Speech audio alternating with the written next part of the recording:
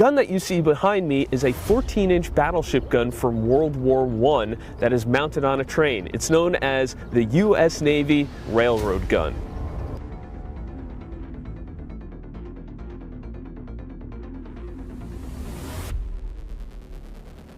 So the whole reason why this gun was built in the first place was the Germans had, at that time, railroad guns that could fire well behind the lines of the Allies. And when the Americans joined the war, the Allies put in a request to the Americans to see if we had anything that could really hit behind the German lines.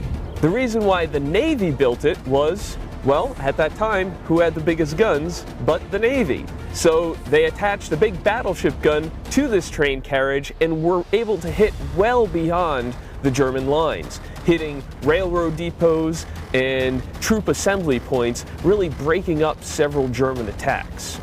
The gun was designed right here in the Washington Navy Yard, which at the time was known as the U.S. Naval Gun Factory.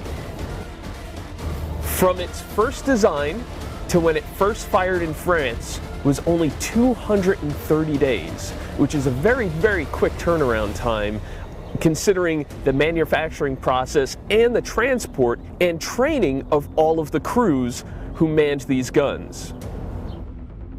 All of these guns were manned by U.S. Navy personnel. So the guns that you see behind me, they are a 14-inch battleship gun, meaning the shells are 14 inches in diameter. These guns can fire those shells 42,000 yards, which is well behind German lines. The effects of these shells were devastating, hitting railroad depots and troop assembly points, really breaking up several German attacks.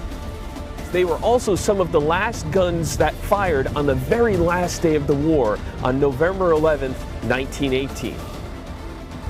The reason why the history of this gun and the stories of those sailors are important today is because we have sailors with boots on the ground, not just on ships, working those specialized jobs. Not only are they doing that today, but they're also doing that 100 years ago during World War I.